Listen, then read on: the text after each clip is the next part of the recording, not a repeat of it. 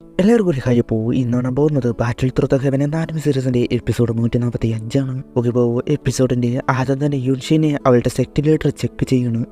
സെക്ട് elder അവളുടെ ബോഡിയിൽ മുൻപ് സെക്ട് ലീഡറിന്റെ ഡൗക്കി ഉള്ളത് കൊണ്ട് തന്നെ അത് പണി കിട്ടി. അൺസ്റ്റേബിൾ ആയതിന് നെറേഡിയൻസിന് അത് പണി കിട്ടാൻ ചാൻസ് ഉണ്ട്. ഒന്നും ചെയ്യാൻ കഴിയില്ല എന്ന് പറയണം. അത് കിട്ടി എൻട്രാൻ ടെൻഷനായിട്ട് പോകുന്നു. ചെയ്യുവാൻ എന്നാ അങ്ങനെ വെറുതെ വിടാൻ പറ്റില്ലല്ലോ, ഞാൻ ഒന്ന് ട്രൈ ചെയ്യട്ടെ ഓക്കെ എന്ന് പറയണം. അതിനുശേഷം രാത്രിയായി അവൻ അവളോട് ഹെവൻലി ഫ്ലെയിം അത് ഉപയോഗിക്കാൻ പോവാണ്. നീ നെറേഡിയൻസ് പ്രൊട്ടക്ട് ചെയ്യാനായിട്ട് പറഞ്ഞ് അത് ചെയ്യുന്ന ഇതൊരു ചെറിയ പെയിൻ ഉണ്ടാകും എന്ന് പറഞ്ഞിട്ടാണ് ചെയ്യുന്നത്. അവന്റെ റെഡ് ഫ്ലെയിം അത് യൂസ് ചെയ്യണം. അതോടെ അവൻ അവളുടെ ഡൗക്കി സ്പേസിലേക്ക് എത്തിയതുപോലെ അവൾക്ക് നല്ല പെയിൻ ഉണ്ട്.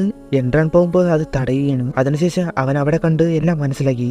ഇത് രണ്ടു തരം എനർജി, ഒന്ന് അവളുടേത് മറ്റൊന്ന് സെക്ട് ലീഡറിന്റെയും. രണ്ടു കൂടി ഡൗക്കി സ്പേസിനെ അൺസ്റ്റേബിൾ ആയ രീതിയിൽ ആക്കി വെച്ചിരിക്കുകയാണ്. അതിൽ നിന്ന് അവന് നേരെ ആക്കാനാണ് പോകുന്നത്. അവന്റെ നേരെ വന്ന അറ്റാക്ക് അത് തടയുമ്പോൾ അത് അവളുടെ ഡൗക്കി ആയതുകൊണ്ട് തന്നെ അത് അവൾക്ക് പിന്നെ പെയിൻ ആക്കുകയാണ് ചെയ്യുന്നത്. അത് മനസ്സിലാക്കിയിട്ട് ഒഴിഞ്ഞുമാറി പോകുന്നു. അങ്ങനെ പോയി വന്ന അറ്റാക്ക് ഫ്ലെയിം വെച്ച് തടയുകയാണ്. പറയി കൂടി വന്നപ്പോൾ ബോൺചില്ല് ഫ്ലെയിം തന്നെ അത് ഡിഫൻസ് ചെയ്തു, അതായത് റെസിസ്റ്റ് ചെയ്തു.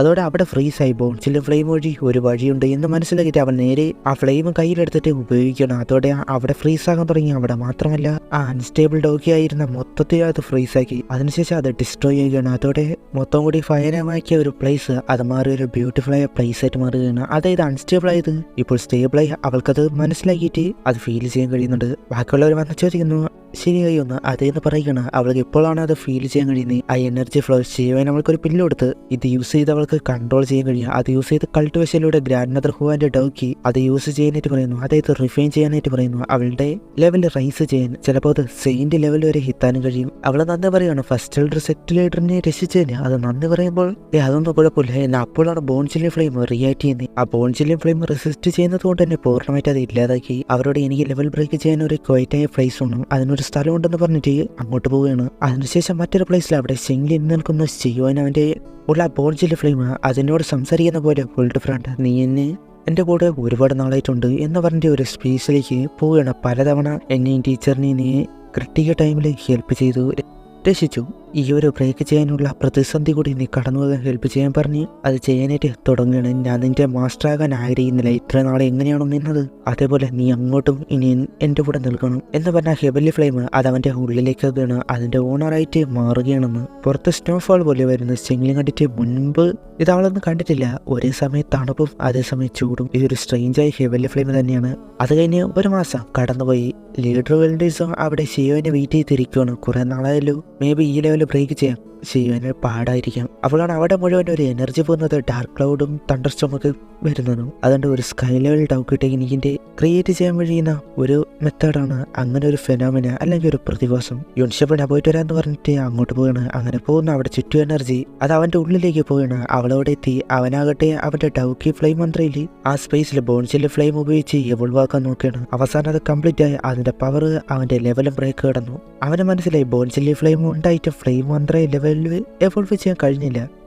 എവോൾവ് ചെയ്ത് സ്കൈ ലെവലിലേക്ക് എത്തിക്കാൻ കഴിഞ്ഞില്ല. ഫ്ലെയിം മന്ത്ര അത് വിചാരിച്ചതുപോലെയല്ല. എങ്കിലും അവന്റെ ലെവൽ ഡൗവനറേറ്റ് 4 സ്റ്റാറിലേക്ക് എത്തി. ഇപ്പൊ അവന് സ്വന്തമായിട്ട് 4 ഹെവൻലി ഫ്ലെയിം ഉണ്ട്. അത് യൂസ് ചെയ്ത് ഫ്യൂച്ചറിൽ പവർഫുൾ ആയ പുത്തലോട്ടസ് അത് ഉണ്ടാക്കാൻ കഴിയും. അവന്റെ അടുത്തേക്ക് വന്ന് ഷിങ്ലിൻ കൺഗ്രാറ്റ്സ് പറയുന്നു. യുൻഷൻ പറഞ്ഞിട്ട് നന്ദി പറയുകയാണ്. എന്നാൽ അതൊന്നും കുഴപ്പമില്ല, നീ നന്നായിട്ട് ഫ്ലവർ സൈറ്റ് കൊണ്ടുപോകാനായിട്ടാണ് പറയുന്നത്. കുറെ നാളായിട്ട് ഇവിടെയാണ് ഇനി തിരിച്ച് ഫാളിംഗ് സ്റ്റാർ പൗലിലേക്ക് പോകണം. എന്ത് അത്യാവശ്യം ഉണ്ടെങ്കിലും ആ പൗലിലേക്ക് വന്നാൽ മതി. ആ വാതിൽ തുറന്നു തന്നെ ഉണ്ടാകുക. അവള് ഗ്രാൻഡ് മദർ ഹുവാന്റെ ഡൗക്കി റിഫൈൻ ചെയ്ത് പെട്ടെന്ന് തന്നെ ലെവൽ റൈസ് ചെയ്യാം. അവനോട് സേഫ് ആയിട്ട് പോകാൻ പറയുകയാണ്. അവള് ഓക്കെ അവന് ഓക്കെ പറഞ്ഞിട്ട് അവരോട് നിന്ന് പോകുന്നു. അത് നോക്കി നിൽക്കുകയാണ്. പിന്നെ ഷിയോന് ഷിങ്ലിൻ കൂടി ബോട്ടിലേക്ക് തിരിച്ചു പോകുമ്പോഴാണ് അവന്റെ കയ്യിലെ ഡ്രാഗൺ മാർക്ക് അതിന് സിഗ്നല് എന്തോ വരുന്നുണ്ടെന്ന് മനസ്സിലായി. മുൻപിലേക്ക് വന്നപ്പോൾ ആരാണെന്ന് ചോദിക്കണം. അപ്പോൾ സ്പേസും തുറന്ന് ഹെയ്ക്കും വരികയാണ്. ഷിയോ നിന്നെ അവസാനം കണ്ടുപിടിച്ച് നമ്മുടെ ട്രൈബിന് നിന്നെ ഹെൽപ്പ് വേണം. സിയ നിന്റെ കയ്യിൽ ഡ്രാഗൺ പ്രിന്റ് വെച്ചത് കൊണ്ട് തന്നെ കണ്ടുപിടിക്കാൻ എളുപ്പമായി. കാര്യം എന്താണെന്ന് ചോദിക്കുമ്പോൾ പറയാം എന്നും പറഞ്ഞിട്ട് പോവുകയാണ്. അതിനുശേഷം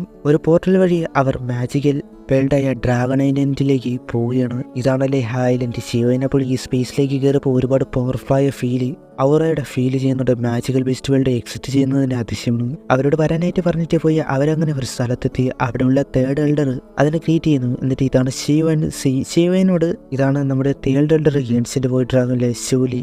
ഷിയോൻ സിയാന്റെ ഫ്രണ്ടാണെന്ന് പറയുകയാണ്. അവർ ഗ്രീറ്റ് ചെയ്യുമ്പോൾ നിന്നെ ഇവിടെ പെട്ടെന്ന് വരുത്തിയതാണ്. അവളെ കണ്ടിട്ട് നമ്മളെ ബ്ലെയിം ചെയ്യരുത്.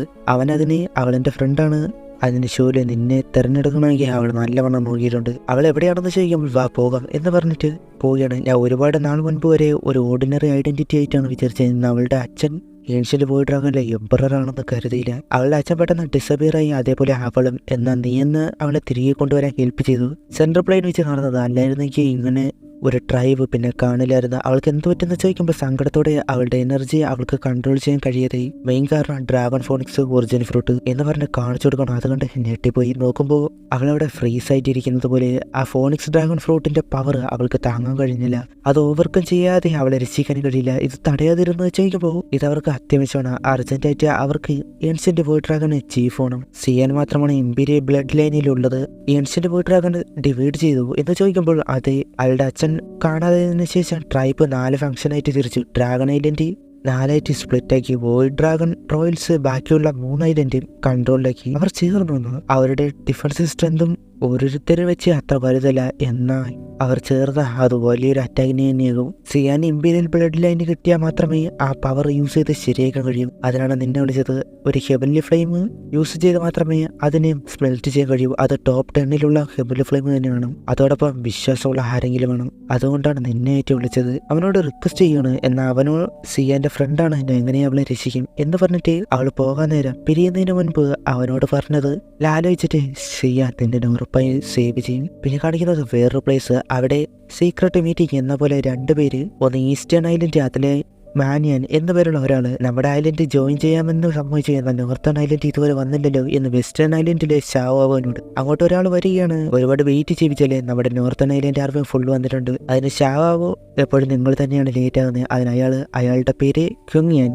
ഒരേ ഗ്രൂപ്പ് ഒരേ ലക്ഷ്യത്തിനായിട്ട് നമ്മുടെ 3 ഐലൻഡ് ചേരുക എന്നത് തന്നെ വളരെ റെയറാണ്. അതിന് നല്ലവണ്ണം പ്രസന്റേഷൻ നടത്തണം. ഫീല് അതൊന്നതില്ല. അത് വെറും ഒരു ഈസ്റ്റേൺ ഐലൻഡിന്റെ നമ്മുടെ 3 ഐലൻഡിൽ കൂടി എലൈറ്റ് ആർമി പവർഫുൾ ആണ്. അതിനെന്ത് ചെയ്യാൻ കഴിയും? അതിന് അയാൾക്ക് കുറച്ച് ബുദ്ധിയുള്ളതുപോലെ. എന്നാൽ റോയൽ ബ്ലഡ് ലൈനുള്ള ഒരാള് അതിലുള്ള നിങ്ങൾക്ക് പേടിയില്ലേ? അതിന്റെ മാനിയൻ അതൊരു കൊച്ചു പെൺകുട്ടിയില്ലേ? അവള് ഓർത്താണ് പേടിക്കേണ്ടത്. നമ്മൾ പൂർണ്ണമായിട്ട് അതിനെ പിടിച്ചെടുക്കും എന്ന് പറഞ്ഞിരിക്കുകയാണ്. കൂടിച്ചേർന്ന് അവരിച്ചിരിക്കുകയാണ്. അപ്പോൾ അവിടെ വെച്ച് ഈ ഒരു എപ്പിസോഡ് അവസാനിക്കണം. ഇനി എന്തൊക്കെയാണ് അടുത്ത എപ്പിസോഡ് കാണാം. Okay bye.